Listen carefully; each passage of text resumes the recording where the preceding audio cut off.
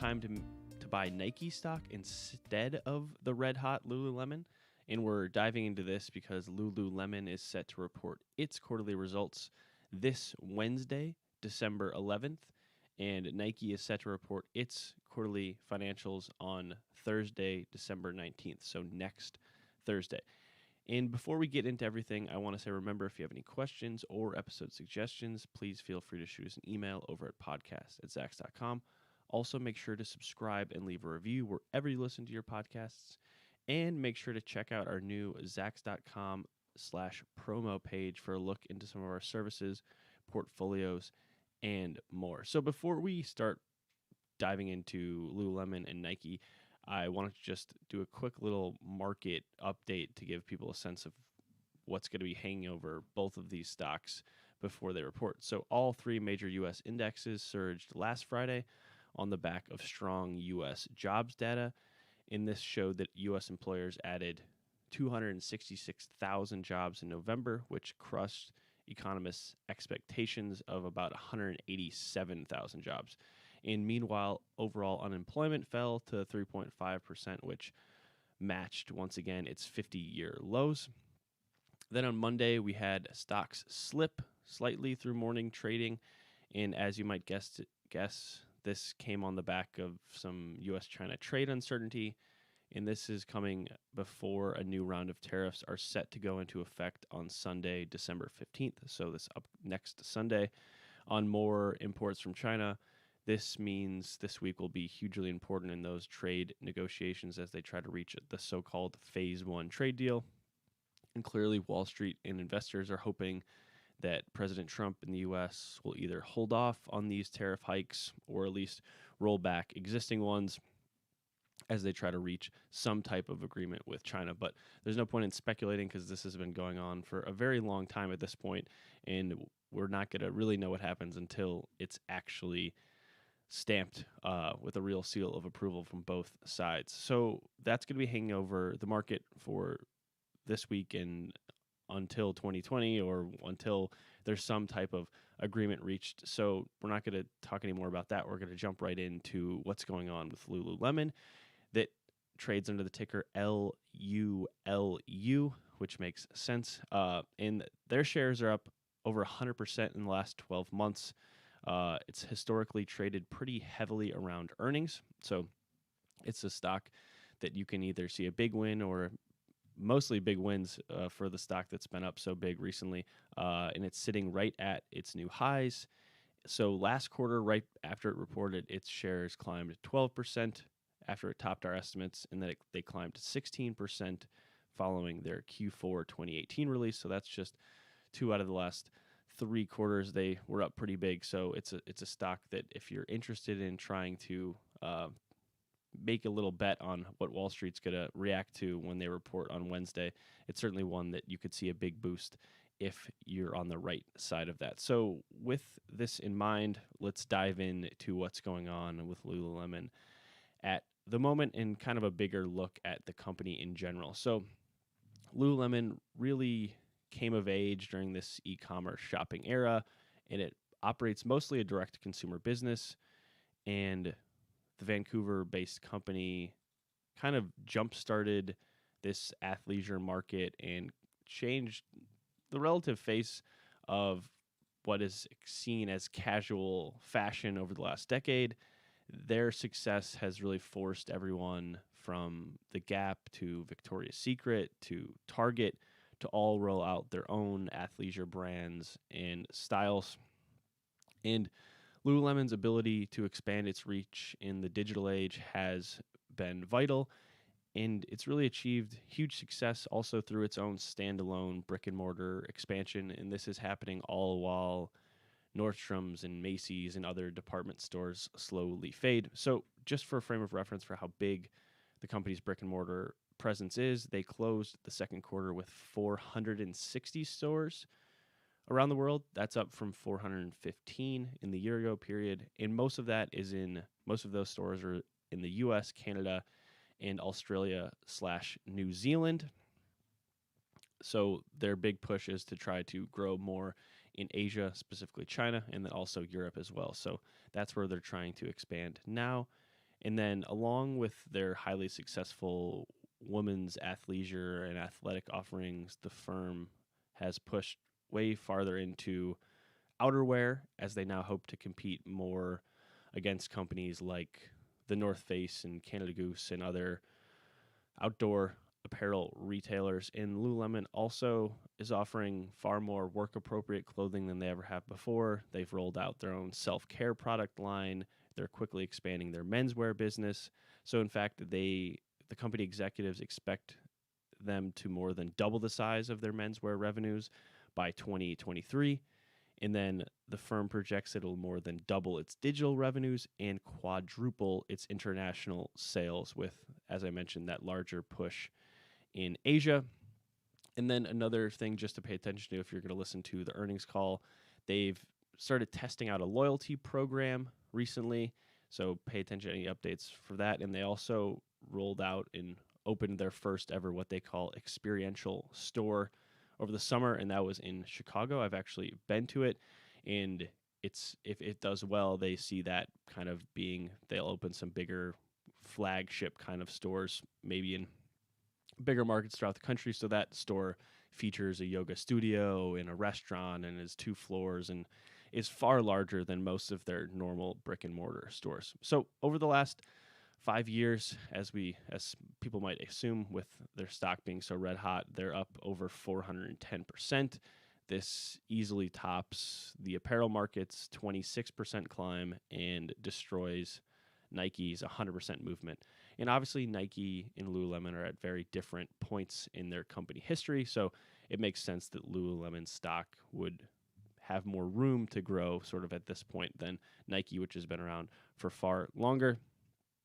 And with that big 410% jump over the last 5 years, much of that growth for Lululemon has come since the summer of 2017 after they reported their Q1 fiscal 2017 results in early June. The stock is up almost 375% since that point.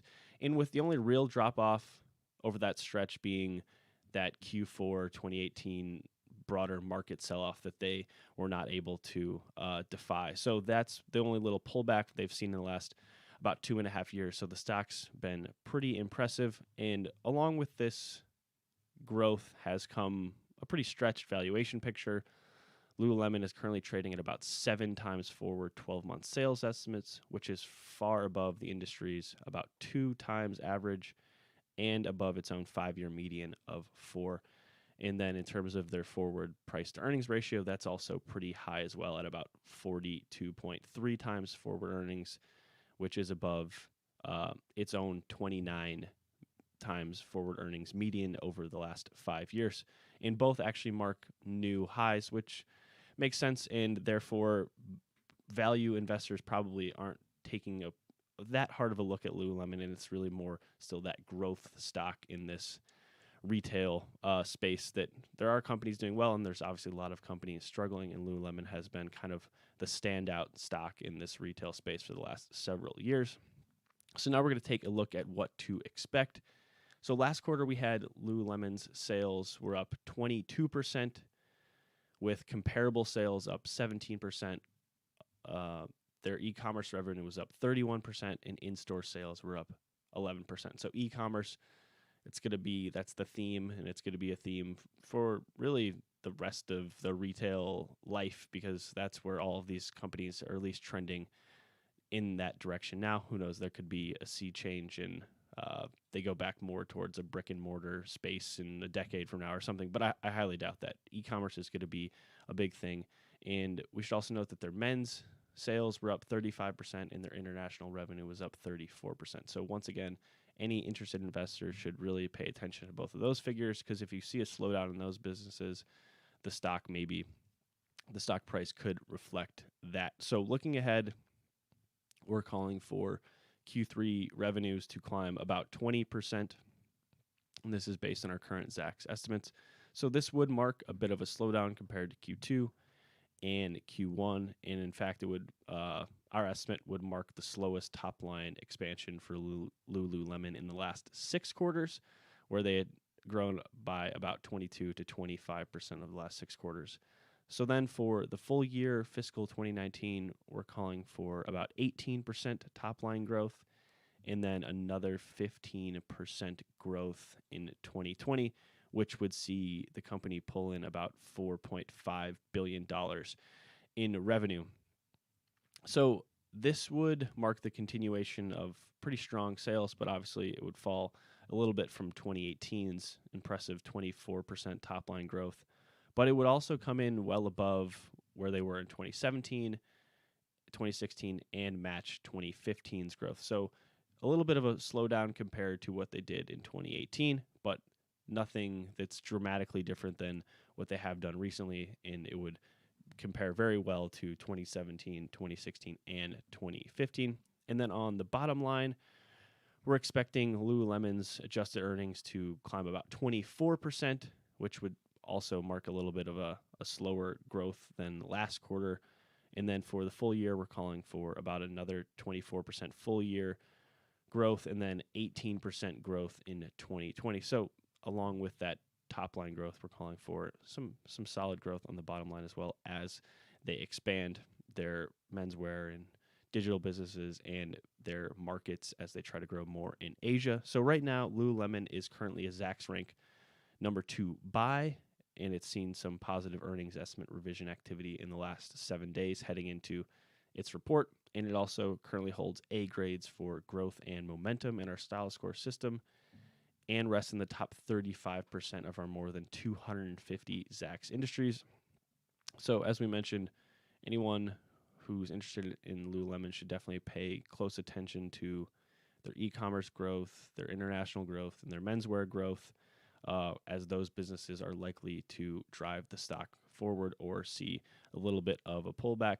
So in the end, playing a stock, especially ahead of earnings, is inherently risky. So you're really betting on just how Wall Street's going to react, and you never know exactly what they're going to report. But Lululemon does seem like it's still in a position where it will be a solid growth play for at least the somewhat near future, even if they have a little bit of a pullback from their right around their brand new highs after they report their Q3 results this Wednesday. So now we're going to jump into Nike, which has done very well recently, even though Adidas and Lululemon have stolen some of the shine in North America especially, but they've outpaced Nike stock, which trades under the ticker NKE, has outpaced its broader industry in 2019, and it looks poised to expand probably more than it has in the last several years when we get into those numbers near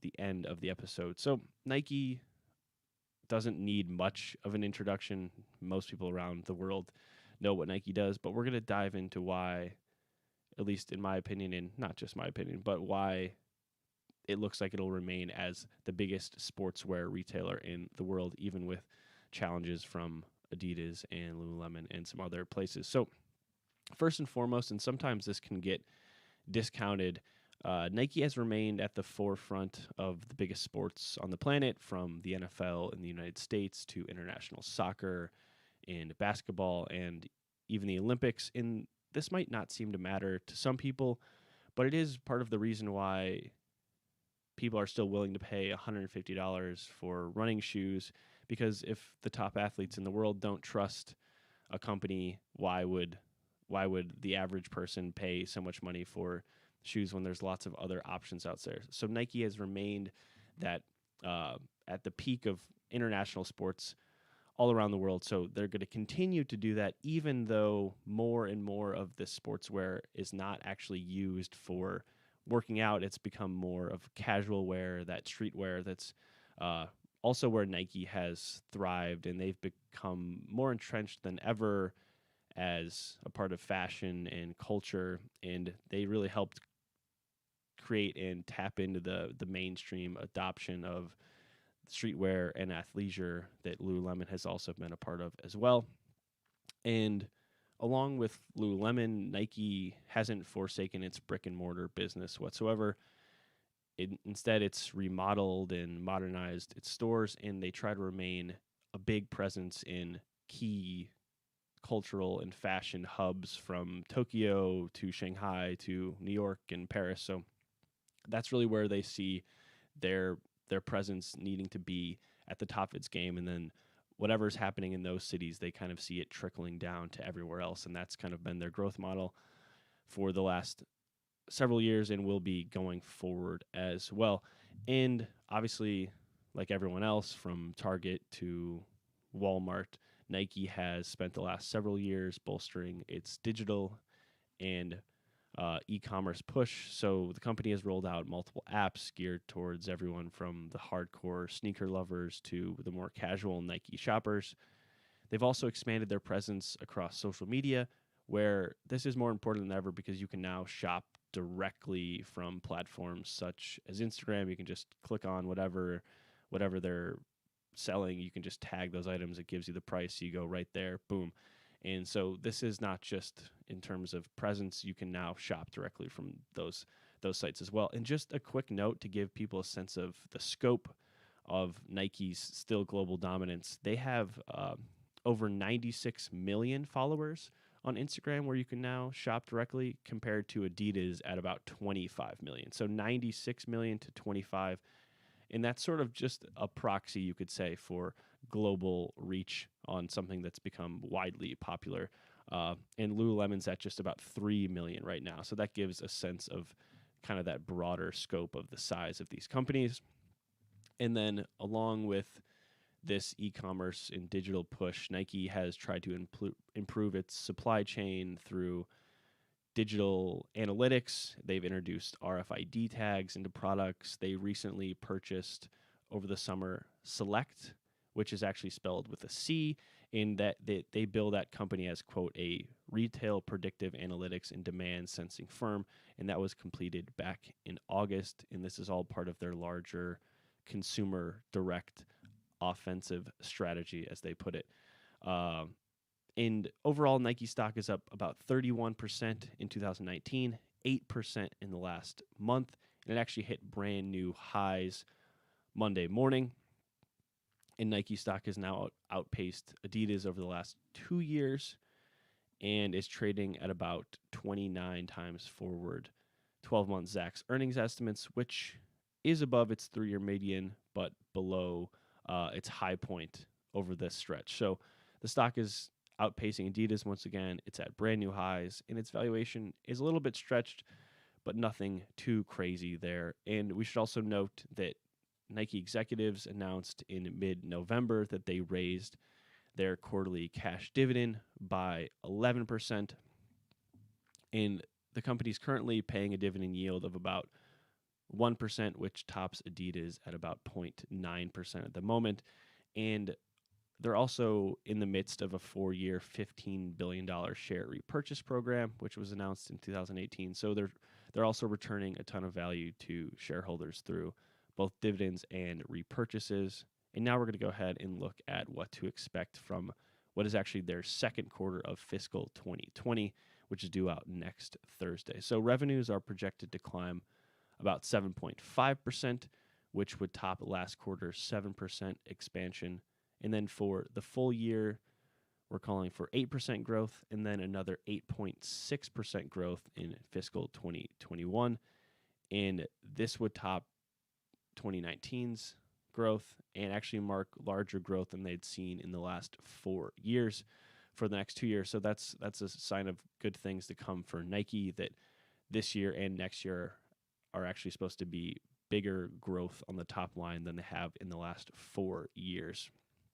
And then at the bottom end, we're calling for adjusted Q2 earnings to climb about 10% to 57 cents per share, with the full year expected to be up about 19% and then another 18% in 2021. So some solid top and bottom line growth for Nike over the next several years.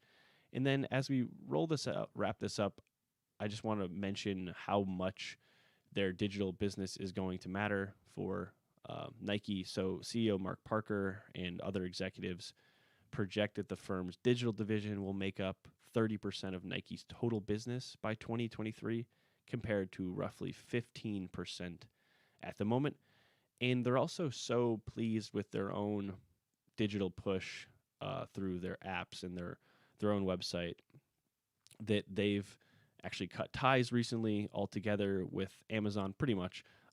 So they had experimented with working with Amazon over the last several years, and now they're not going to be working directly with Amazon anymore, which seems crazy for some people to think that Nike would forego working with Amazon as it has such a massive presence in digital retail, but that's how comfortable they are with their own rollout of all their various initiatives along with their own brick and mortar businesses, and they're remaining very heavily focused on their own direct to consumer business. They do still have key partnerships in the retail world with the likes of Foot Locker and Nordstrom's and Dick's Sporting Goods and places like that. So they're just trying to focus more on key businesses on that wholesale side and then expanding their own direct-to-consumer business going forward. So Nike, unlike Lululemon, is currently a number 3 Zacks rank hold, and it does look poised, though, to grow on both the top and bottom lines, even as Lululemon and Adidas continue to expand as well.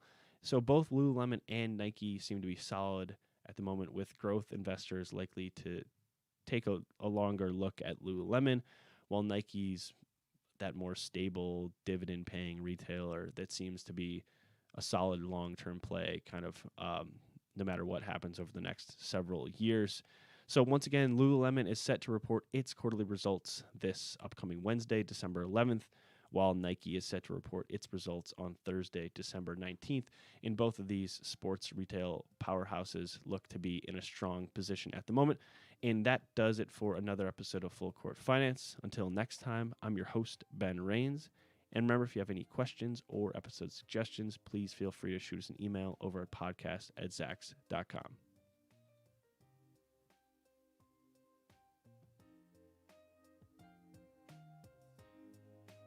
This material is being provided for informational purposes only. Nothing herein constitutes investment, legal, accounting, or tax advice, or a recommendation to buy, sell, or hold a security.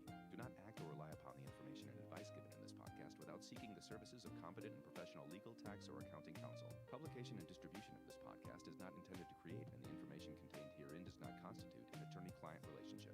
No recommendation or advice is being given as to whether any investment or strategy is suitable for a particular investor. It should not be assumed that any investments in securities, companies, sectors, or markets identified and described were or will be profitable. All information is current as of the date herein and is subject to change without notice. Any views or opinions expressed may not reflect those of Zacks Investment Research as a whole.